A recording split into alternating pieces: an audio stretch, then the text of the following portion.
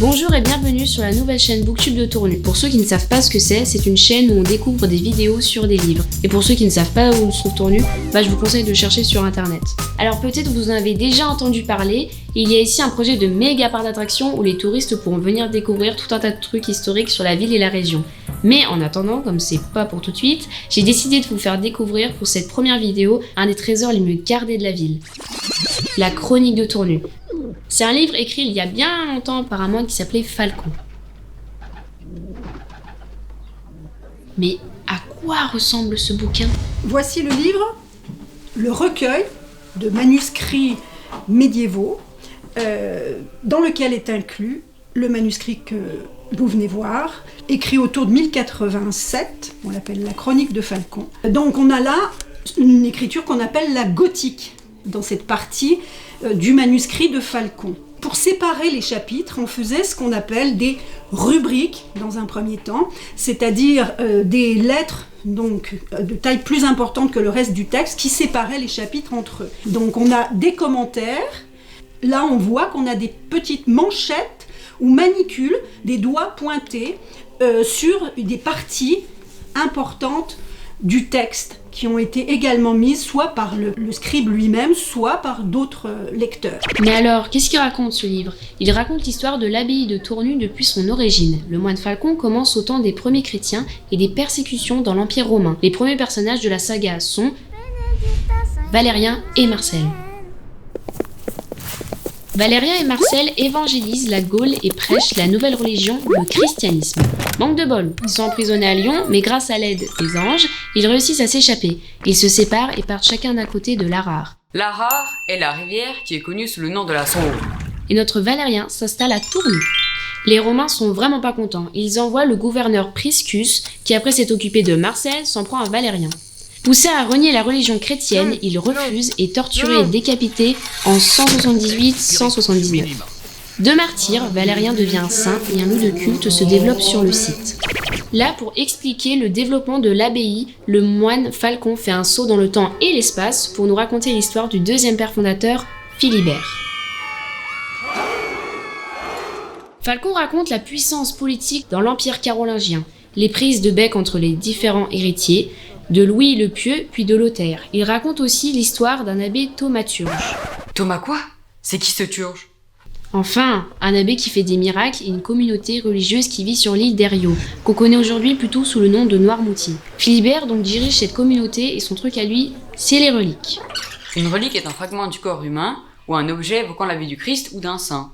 Philibert meurt en 674, il devient un saint et son propre corps devient relique. Mais sa communauté doit fuir les invasions des Vikings et emporte toutes ses reliques, dont celle de Philibert, dans un très long périple, qui les amènera jusqu'à Saint-Pourçain. Ils mettront 40 ans et des propriétés leur seront données tout au long du chemin. Oui, mais c'est 1% sur Bèvres ou c'est 1% sur Sioule ? Une fois installé à Saint-Pourçain-sur-Sioule, l'abbé Gélon prospecte et tombe sur la communauté clairsemée mais libre de Tournu à laquelle il propose de se joindre. Avec l'accord de sa communauté, il sollicite l'empereur Charles le Chauve pour qu'il donne Tournu au bienheureux Philibert. Les moines d'Herriot apportent alors leurs reliques. Cette charte de 875 est le plus vieux document des archives départementales. Arrive alors un certain Guy qui intrigue auprès du prince pour être nommé abbé, bien quitté selon la rumeur, indigne de toute bonne qualité. Bref, un mec pas net. Une partie des moines qui n'est pas d'accord du tout quitte Tournu avec les reliques pour retourner à Saint-Pourçain. Leur exil durera 3 ans. S'abattent alors sur la région des calamités touchant toutes les couches de la population. Famine, naissance de monstres, impuissance du Seigneur. Un concile se réunit et délègue des émissaires pour implorer les moines de revenir avec leurs reliques. Les moines négocient le retour sous condition d'avoir totale liberté et la protection de l'évêque de Mâcon. Une procession conduite par 4 évêques vient les accueillir et les propriétés de la communauté s'accroissent. Falcon évoque ici très brièvement les attaques des Hongrois sous Hémin et les famines qui s'ensuivent. Mais pour revenir à l'intrigue, l'abbé Étienne décide de déménager les restes du pauvre Valérien. Les moines vont le chercher dans son tumulus. Un tumulus est un grand amas artificiel que l'on élevait au-dessus d'une sépulture, pouvant être parfois surmonté d'un monument ou d'un trophée. Étienne fait placer la tête du saint dans une statue et les membres dans une châsse précieuse. Et là, Alléluia, une série de miracles s'ensuit. Un paralytique se relève, une femme retrouve la vue et la communauté prospère.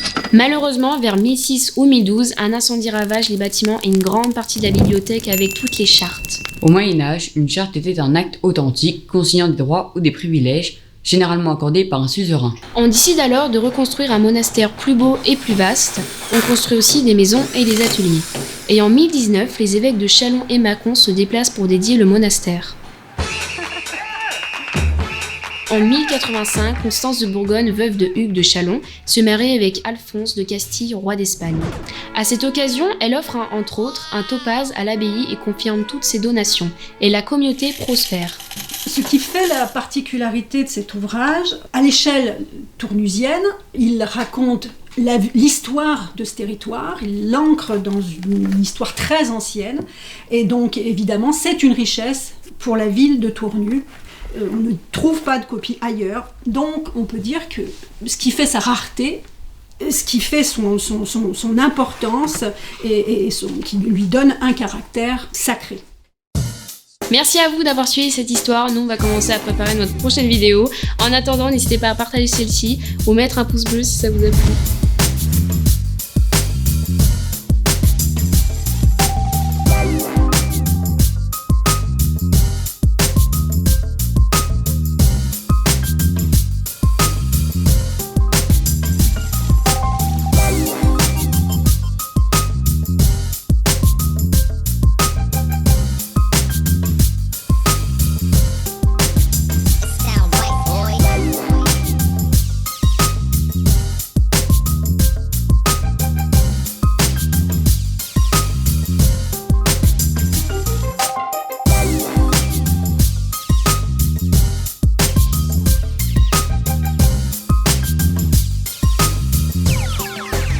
It sound right, boys.